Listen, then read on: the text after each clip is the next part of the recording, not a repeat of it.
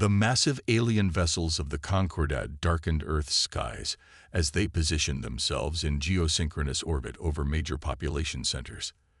Their technology was centuries beyond humanity's capabilities. Sleek ships that manipulated gravity itself and weapons that could reshape continents. Dr. Jun Park watched from the United Nations emergency chamber as the alien transmission played for the third time. The Concordat's translator spoke with mechanical precision. "Your species has been evaluated and found wanting. You will surrender all military capabilities and accept our protection within 30 Earth rotations, or we will cleanse this system of your presence. This is not negotiation. This is mercy." President Kim slammed her fist on the table. "We need options. Any options." "There might be something," Jun said quietly. As Earth's leading xenolinguist, he had noticed subtle patterns in the alien communications. "They're missing something fundamental about us. I need a team." Within hours, Jun assembled an unconventional group.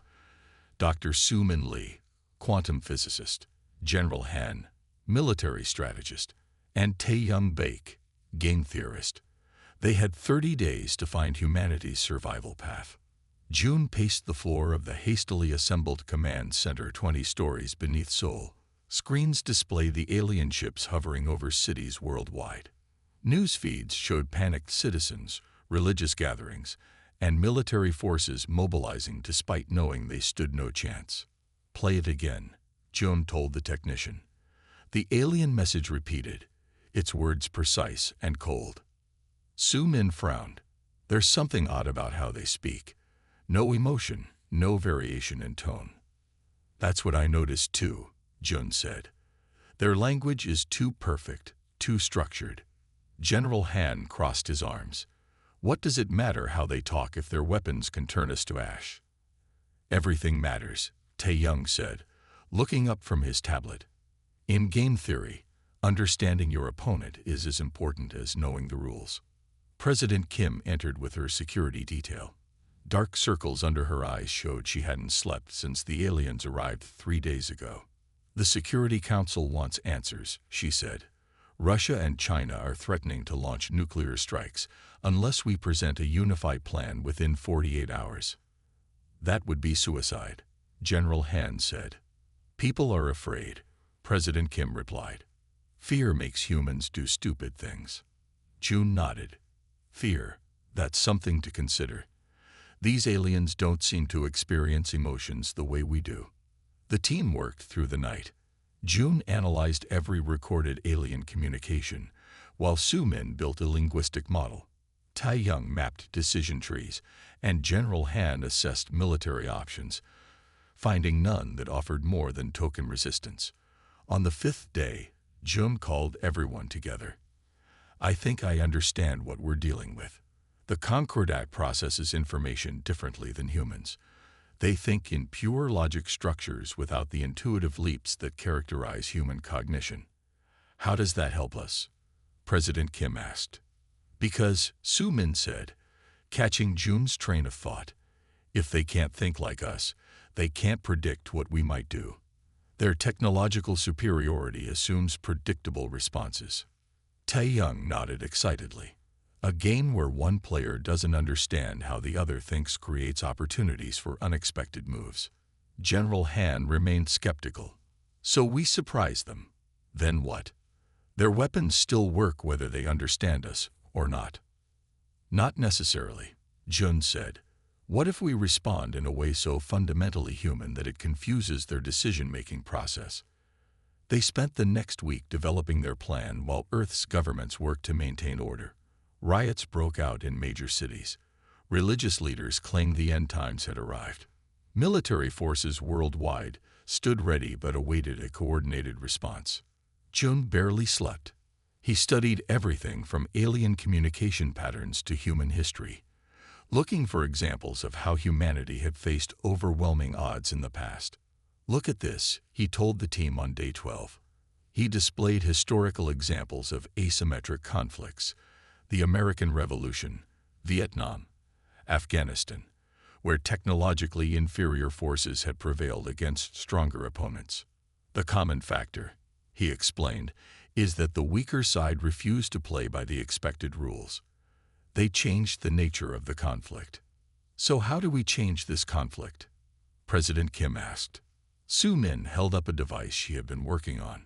I think we hack their communication systems, not to disrupt them, but to feed them information they don't expect.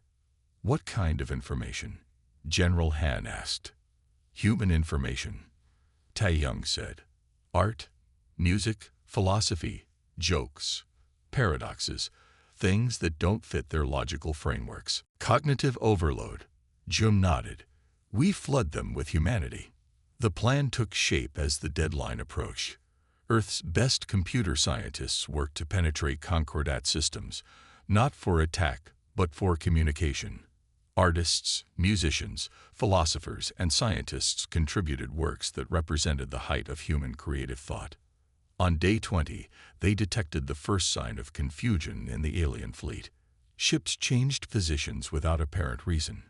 Communication patterns became irregular. It's working, Su Min said. They're trying to process what we're sending them. On day 25, the Concordat sent a new message. Clarification required. Your transmissions contain contradictions and illogical constructs. Jun smiled. Now we request a meeting. Not to surrender, but to explain. President Kim looked skeptical. You think they'll agree? Their entire system is based on logical processing, Jun explained. We've presented them with data they can't process. They need to understand. The request was sent. Hours passed with no response, stretching into an anxious day as the team waited. Finally, on day 27, the answer came. Meeting accepted. 3 representatives. Neutral location. Purpose. Clarification. The room erupted in cautious celebration. It wasn't victory, but it was a chance. Something no one had thought possible when the massive ships first appeared above Earth. Who goes? President Kim asked. I go, Jun said, along with Su Min and you, Madam President. Why me? Because, Jun explained, our plan is to show them the full spectrum of humanity. You represent our leadership and unity. Su Min represents our scientific mind. And I will translate not just our words but our meaning. As preparations began for the historic meeting, Jun looked at the alien ships on the monitors. For the first time since they arrived, he felt something close to hope. Humanity's response to the ultimatum wasn't surrender or futile resistance. It was to be unapologetically, confusingly, brilliantly human. Su Min rushed through the security checkpoints of the underground facility, her access badge barely registering at each gate as she raced toward the main lab. Sweat beaded on her forehead despite the cool air. She had been awake for 36 hours straight, analyzing the alien communication patterns, and what she discovered changed everything. She burst through the lab doors where Jun, Tae-young, and General Han were reviewing satellite footage of the Concordat ships. It's not about technology, it's about cognition, she announced, breathless. The 3 men turned to her. Jun's eyes were red-rimmed from lack of sleep, but they widened at her entrance. What did you find? He asked. Su Min rushed to the main display console and plugged in her data drive. Give me the main screen. A complex 3-dimensional model appeared, showing interconnected nodes and pathways of light that pulsed in regular patterns. This is a visualization I created of the Concordat's communication structure, she explained. Look here.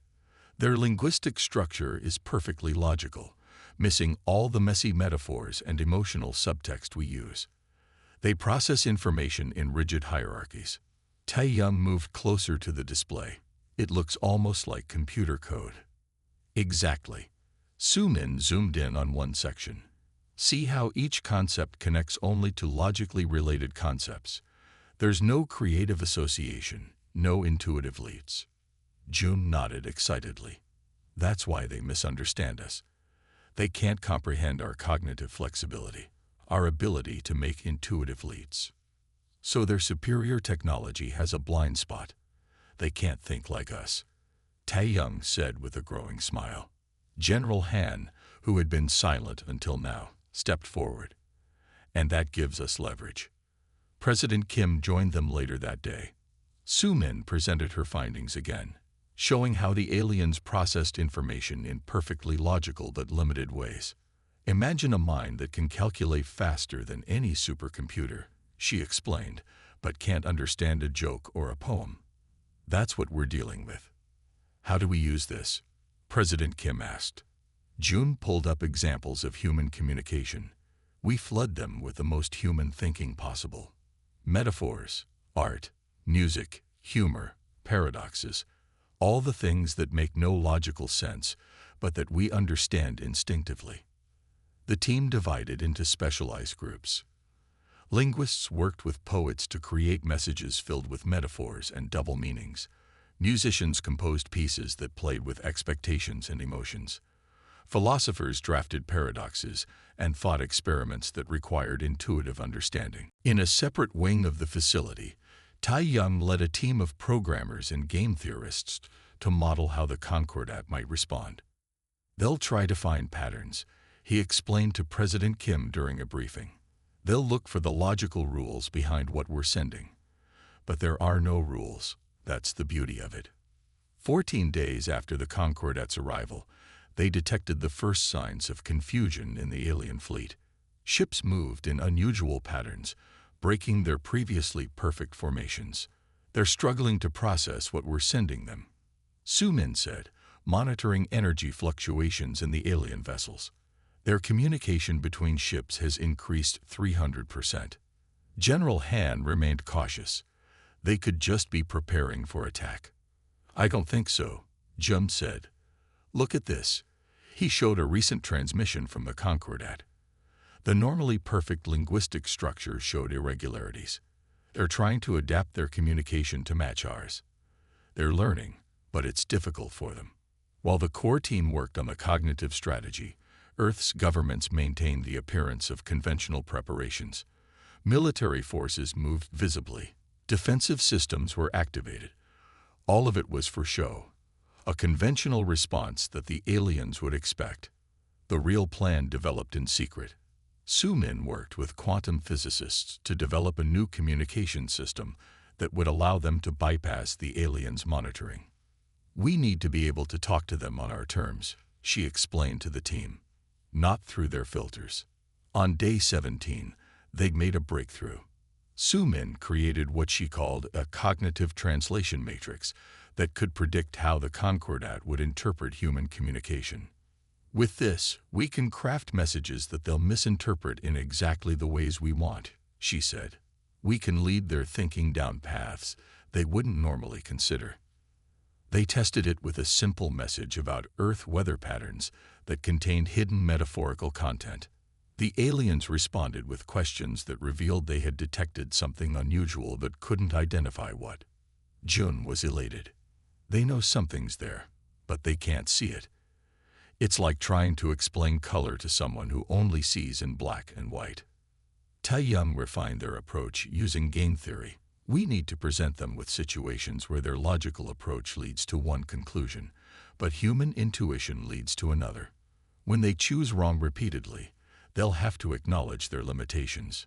The team worked around the clock.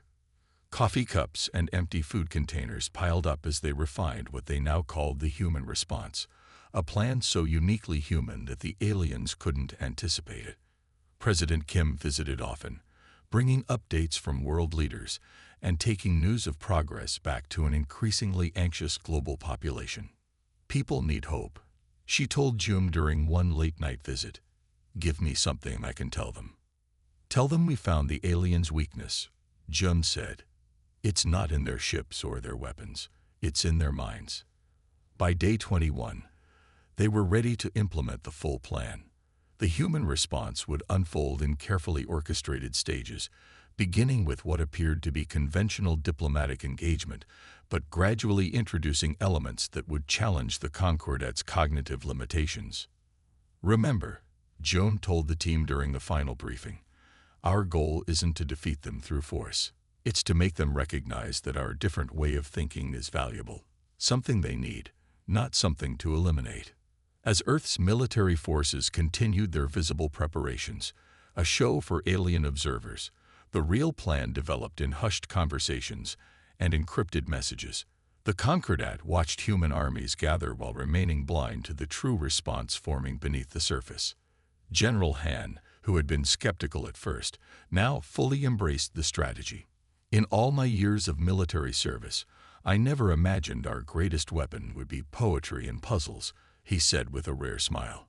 On day 25, they detected unusual energy readings from the Concordat fleet. "They're confused," Su-min announced. "Their ships are changing configuration. They're adapting, trying to understand what we're doing." June looked at the monitor showing the alien vessels hanging in Earth's sky. For the first time since they arrived, the perfect symmetry of their formation had broken. "Now," he said, "we ask for a meeting." On day 29, the underground command center buzzed with nervous energy. Technicians checked and rechecked systems while security personnel stood at heightened alert. Only one day remained before the Concordat's deadline expired. President Kim adjusted her simple blue suit as makeup artists finished their work.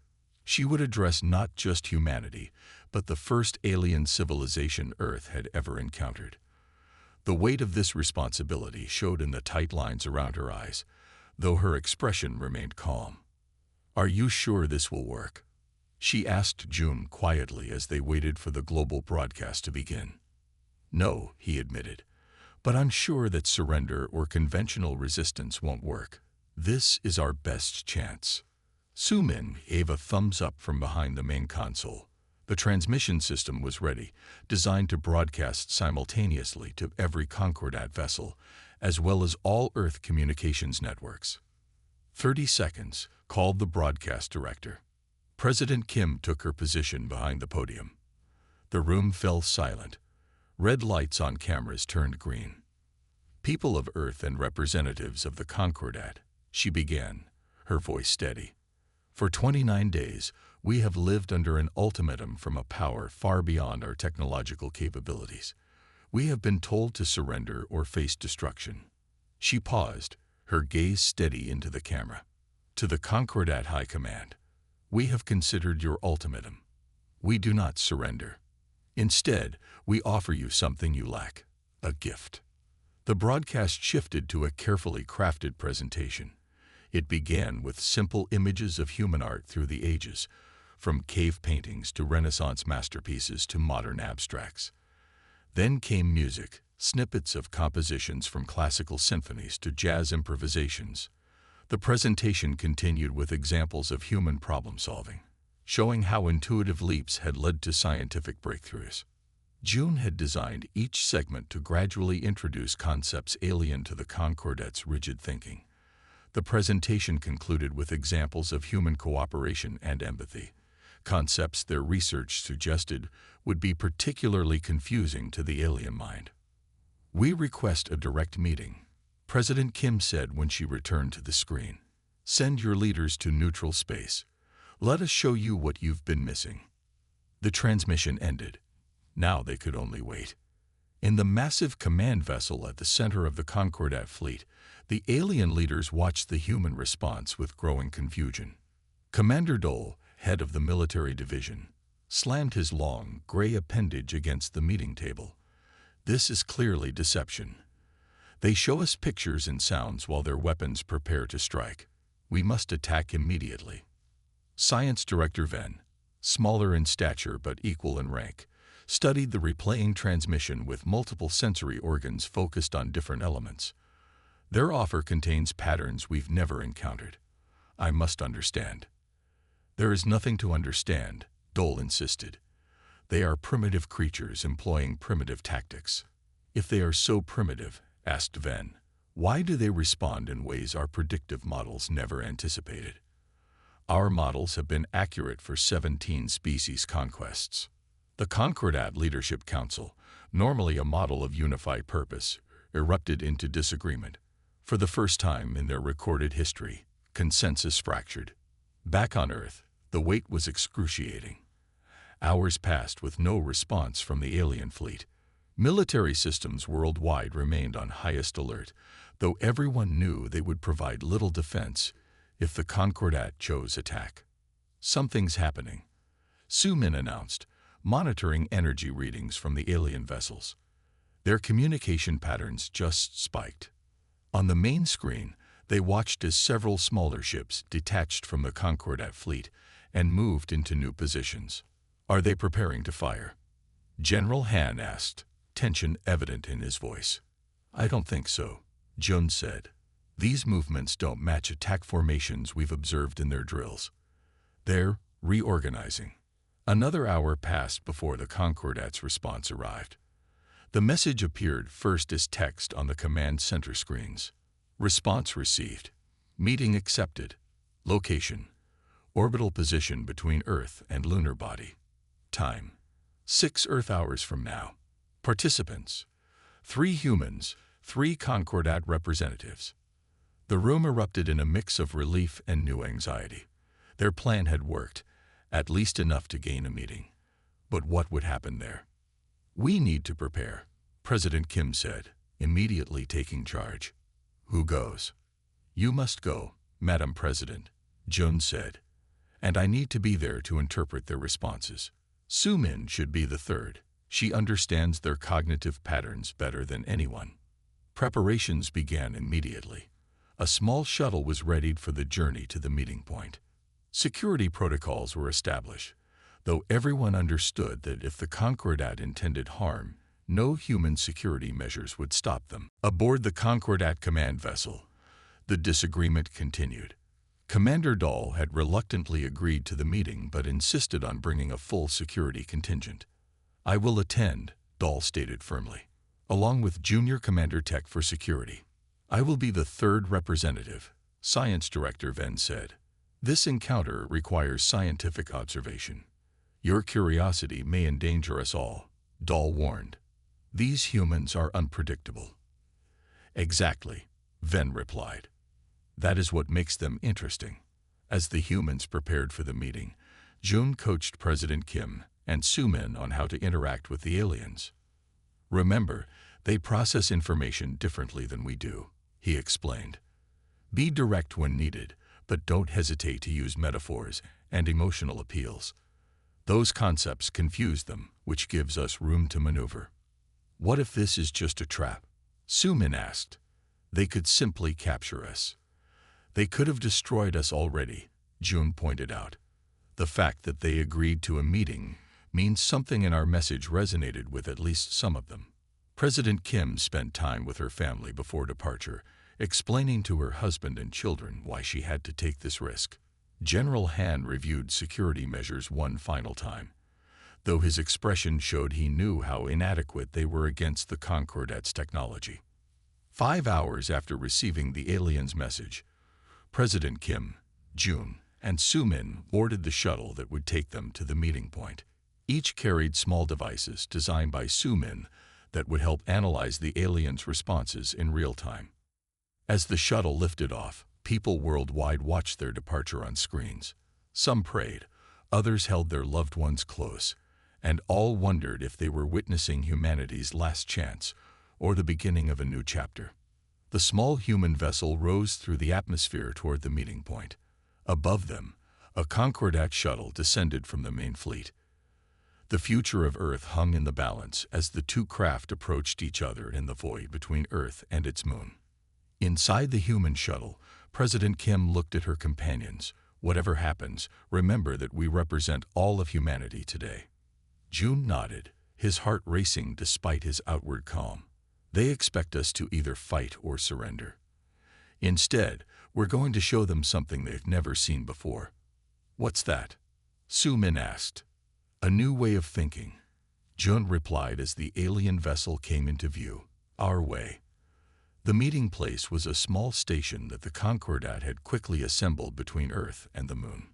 It hung in space like a gleaming metal bubble, reflecting the blue of Earth on one side and the gray of the lunar surface on the other. Inside, the air was breathable but had a slightly sweet smell that made Jun's nose tingle. The room was circular with a large table in the center. On one side waited the human delegation, Jun, Sumin, President Kim, and General Han, who had insisted on joining them despite the original three-person limit. The Concordat had not objected to the addition. The aliens entered from the opposite door. They moved with fluid grace, their bodies taller and thinner than humans. Their skin had a metallic blue-gray sheen, and their four eyes, too large and too small, blinked in alternating patterns. Commander Dole led the group, flanked by Junior Commander Tech and Science Director Ven. "We accept this meeting," Commander Dole said through a translation device. "Explain your response to our ultimatum." Jun stepped forward. He had practiced this moment countless times, but facing the actual aliens sent a chill down his spine. "You could destroy us," Jun began, "but you would lose something irreplaceable." Commander Dole's upper eyes narrowed. "Your technology is primitive. Your resources are standard. There is nothing irreplaceable about your world." "Not our resources," Jun said. "Our minds." He activated a small device Sumin had prepared. A holographic display appeared above the table, showing scenes of human creativity and problem-solving. Children building towers with blocks, knocking them down, then building something different. Musicians improvising together, creating melodies that flowed and changed. Scientists from different fields drawing connections between seemingly unrelated concepts. "Your civilization values efficiency and hierarchy," Jun continued. "We've seen it in your communications and your ship structures. Everything ordered, everything in its place." Commander Dole's posture straightened, taking this as a compliment. "But our civilization," Jun said, "thrives on messy collaboration and cognitive diversity. We don't just think differently. We think in ways your species cannot." Junior Commander Tech moved slightly forward. "Impossible. Cognition follows universal logical principles." Sumin smiled at this exactly predicted response. She stepped forward with a small case, which she opened on the table. "Let's test that theory," she said, removing a series of puzzles. The first were classic logic problems, a Tower of Hanoi, mathematical sequences, pattern recognition tasks. She invited Science Director Ven to try them. The aliens solved each with impressive speed, far faster than a human could. "Excellent," Sumin said. "Now try these." She presented a new set of challenges: metaphors to interpret, jokes to explain, artistic images with emotional content, and moral dilemmas with no perfect solution. Science Director Ven's confidence visibly faltered. The alien picked up a card showing two images, a broken vase and a crying child, and was asked to explain the connection. "Physical proximity," Ven suggested after a long pause. "Emotional causality," Sumin explained. "The child broke the vase and feels sad about it. Or perhaps the broken vase belonged to someone the child loved.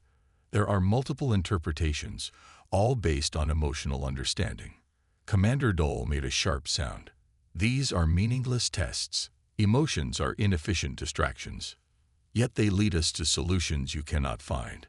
General Han said, speaking for the first time. "Your logical approach is powerful, but limited." President Kim, who had been quietly observing, stepped forward. "You've conquered dozens of species across your history," she said. "Did any offer you new ways of thinking? Or were they just resources to acquire?" The question hung in the air. The three aliens looked at each other in what seemed like their version of surprise. Other species had varying technologies and biological adaptations, Commander Dole finally said. All were assimilated for the greater efficiency of the Concordat. And did the Concordat become greater in ways beyond just size? President Kim pressed. Did you gain new cognitive abilities, new ways to solve problems? Science Director Ven moved slightly away from the other aliens. We did not. Because you conquered them, Jun said. You forced them to think like you, to fit into your systems. You gained their resources but lost what made them unique. He adjusted the holographic display to show human history, cave paintings evolving into written language, simple tools becoming complex machines, isolated tribes growing into a global civilization. We advance not just through logic, but through intuition, emotion, and creative leaps. We see connections that pure logic misses.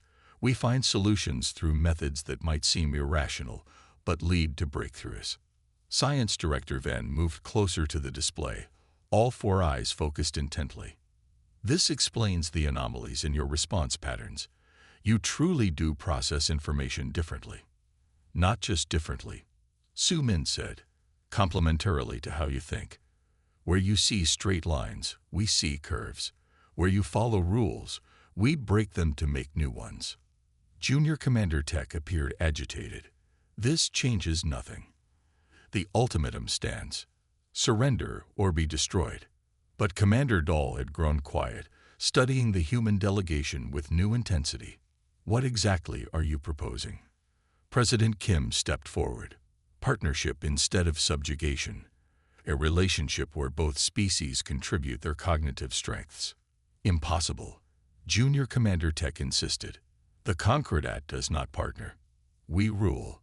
Because you've never encountered a species with something you couldn't take by force, Jun said. But you can't take our way of thinking. You can only learn from it if we willingly share. Science Director Venn moved even further from the other aliens, a motion that seemed significant. You are offering cognitive symbiosis, not surrender. Yes, Jun replied. Exactly that. An uncomfortable silence fell. The three aliens seemed to be communicating silently among themselves, subtle movements of their eyes, and small gestures that the humans couldn't interpret. Finally, Commander Dole spoke. This proposal requires consideration beyond our authority. We must consult the Central Concordat. How long will that take? President Kim asked. Time is irrelevant to proper decision-making. Commander Dole replied. Not to us, General Han said firmly. Your ultimatum gave us 30 days. That deadline expires tomorrow. Science Director Venn made a gesture that caused Commander Dole to look sharply at the scientist. Some unspoken communication passed between them. The deadline is extended, Commander Dole announced, sounding almost reluctant.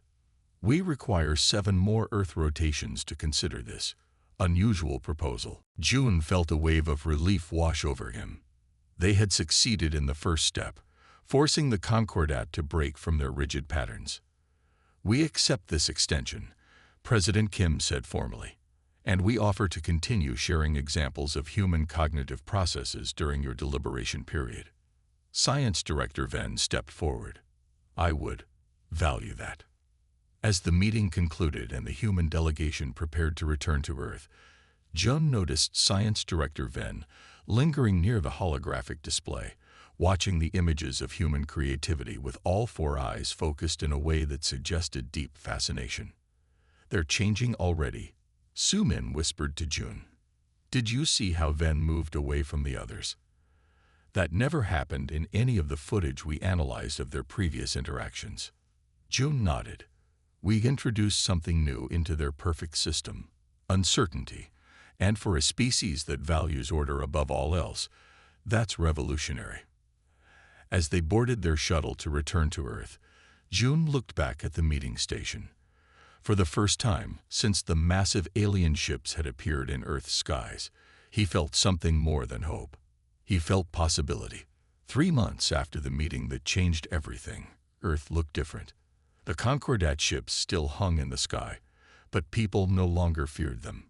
Children pointed up with excitement rather than terror. News reports discussed exchange programs instead of invasion plans. Jun stepped onto the observation deck of the Harmony, the first joint human Concordat research vessel. The ship combined the aliens' advanced technology with human-designed living spaces that emphasized comfort and beauty alongside function. Large windows offered a stunning view of Earth below and the stars beyond.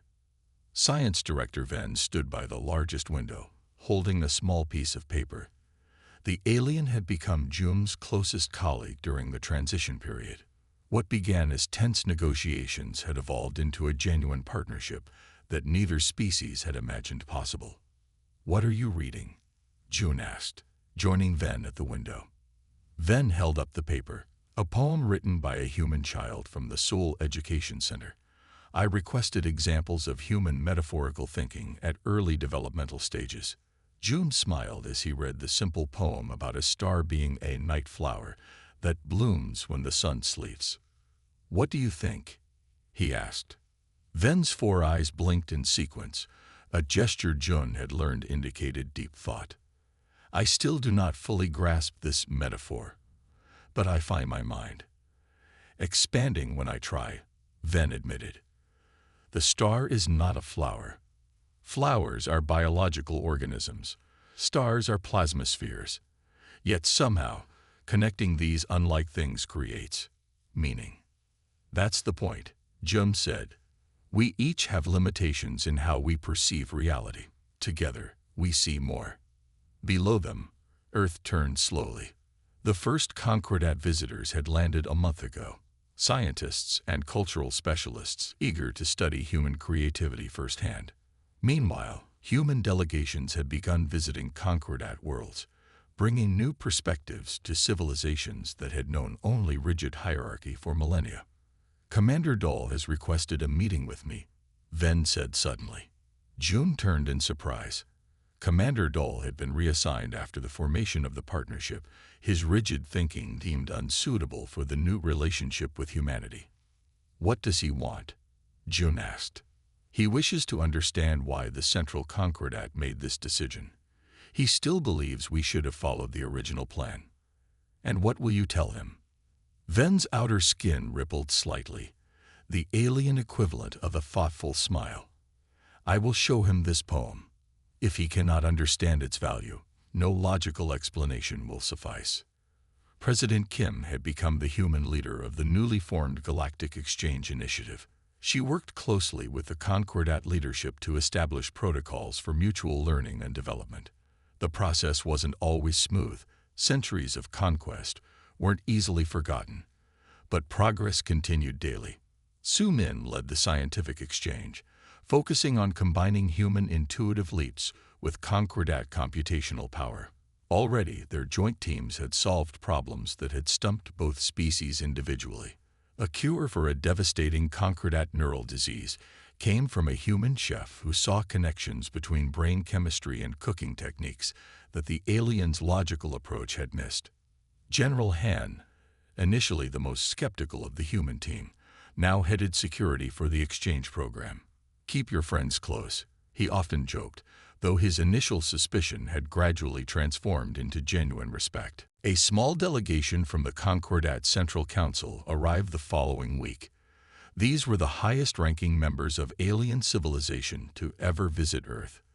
They met with world leaders in a ceremony broadcast across the planet and to all Concordat worlds. 3 standards ago, the Concordat High Director said, using their time measurement, "We saw your world as merely another to bring under our control. Today, we recognize that would have been the greatest error in our history." Reports from across the galaxy brought news that changed everything. Other species previously conquered by the Concordat were being reevaluated. Worlds that had been forced into rigid compliance were now encouraged to rediscover their unique cognitive patterns. "It is inefficient in the short term," Ven explained to Jun as they reviewed the reports. "But our models now show greater long-term advancement through diversity than through uniformity." The Rithians, a species with dream-based communication that had been suppressed for centuries, were now helping develop new forms of faster-than-light communication. The Voltar, whose emotion-based decision-making had been deemed primitive, were solving complex ethical problems that had plagued Concordat society. On the anniversary of the Concordat's arrival, a celebration took place in major cities worldwide. What had begun as humanity's darkest hour was now commemorated as First Contact Day. Children released paper lanterns into the night sky, each bearing messages of friendship in both human languages and Concordat symbols. Jun attended the Seoul celebration with Ven. They watched the lanterns rise toward the Concordat ships, which activated special lighting sequences in response, their own attempt at artistic expression. "You know what's most interesting to me?" Jun said as they watched. If you had simply arrived peacefully, we might have just exchanged basic technology and resources. The ultimatum forced us to show you something much deeper. The ultimatum was standard procedure, Ven replied. No species had ever responded as yours did. Sometimes the greatest gifts come wrapped in the greatest challenges, Jun said. Ven's eyes blinked in sequence again. Another metaphor. Yet I understand this one. A month later, Jun joined the first human delegation to visit the Concordat homeworld. The massive ship carried scientists, artists, philosophers, and ordinary citizens chosen to represent human diversity. As they prepared to depart, Jun stood again on the observation deck with Ven. Earth grew smaller behind them while the stars ahead beckoned. Do you know what your world's response is called now in Concordat education programs? Ven asked. What? The Great Reframing. It is taught as the moment when conquest became collaboration. Jun smiled at the irony of it all. The ultimatum that should have ended humanity had instead unleashed it across the cosmos. 17 conquered species were rediscovering their unique ways of thinking. Hundreds of worlds that would have faced subjugation would now experience partnership. We still have much to learn from each other, Jun said, watching as Earth became just a blue dot among countless stars. Yes, Ven agreed. And that is precisely what makes it valuable. As the ship accelerated toward the stars, carrying humanity's first ambassadors to a wider galaxy, Jun thought about the frightened people in that underground bunker 3 months ago. They had faced an impossible choice, surrender or destruction, and instead found a third option that no one, human or alien, had imagined possible. Sometimes the most human response of all was to change the rules of the game.